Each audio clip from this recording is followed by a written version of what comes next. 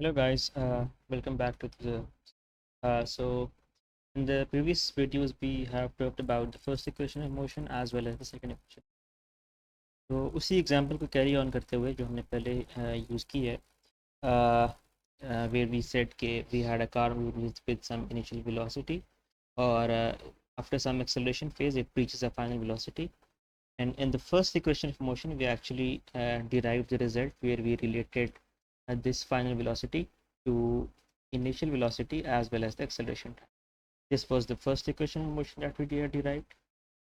उसके बाद हमने इसको देखा था कि what is the total distance that is covered in this entire process, and we came out to know that was S is equals to VIT plus half AT.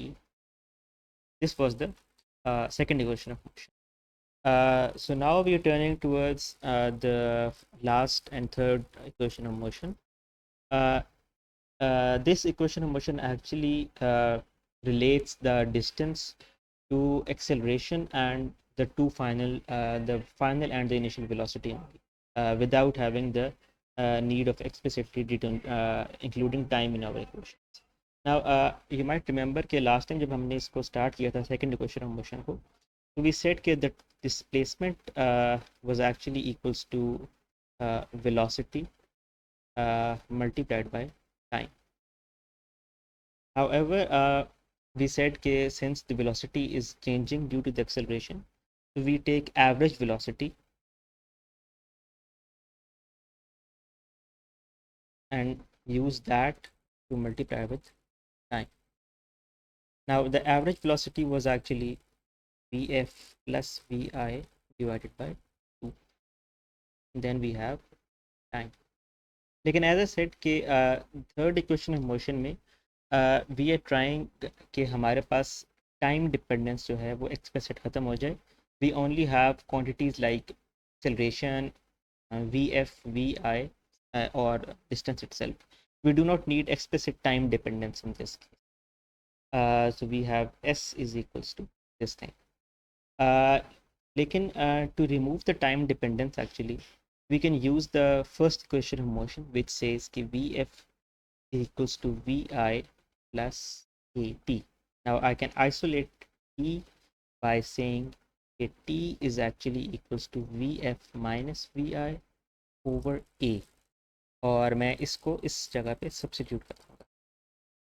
तो we are left with Vf plus Vi over 2 times Vf minus Vi over A. That is equals to S.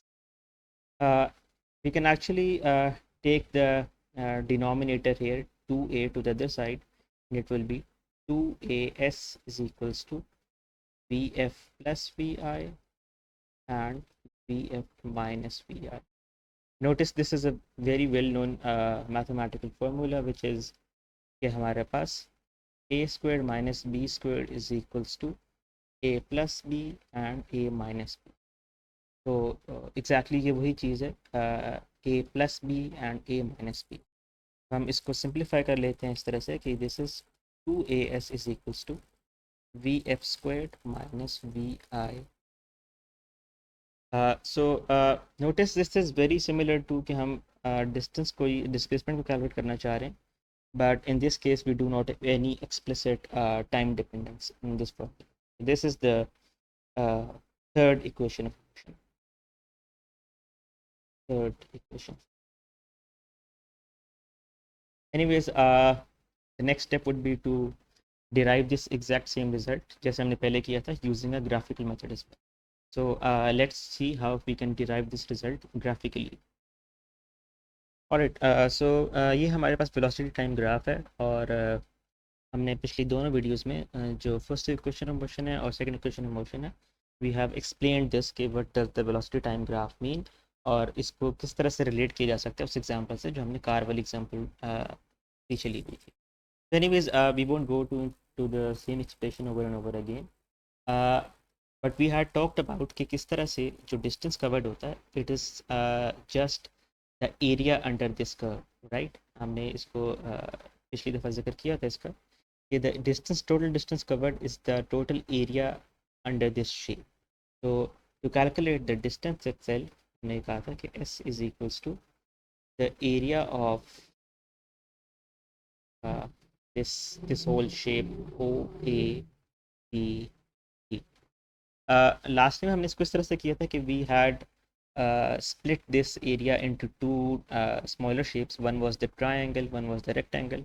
और फिर हमने उनका area calculate किया था. But this time we can actually calculate the area directly. So notice this shape is pretty much like a trapezoid.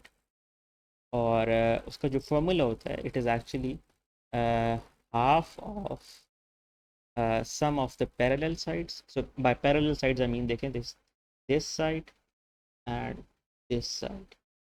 These are the parallel sides actually to each other. So we have sum of the parallel sides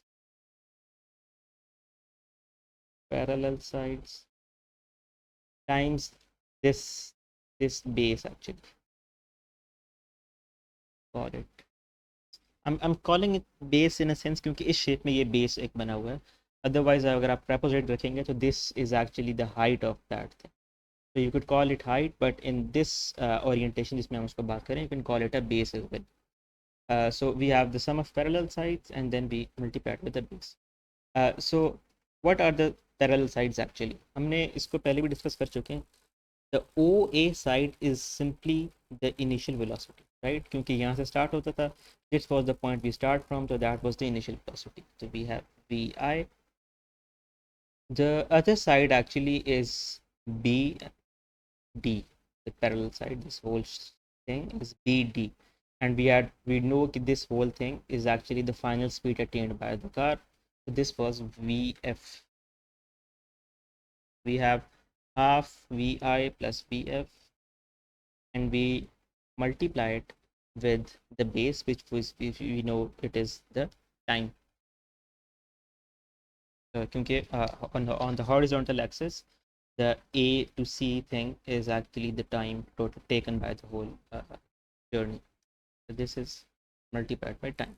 लेकिन you might already know the goal कि हमने explicit time dependence अपने formula में नहीं ला सकते. We can only use quantities like VI, VF and acceleration. We can't have this time over here.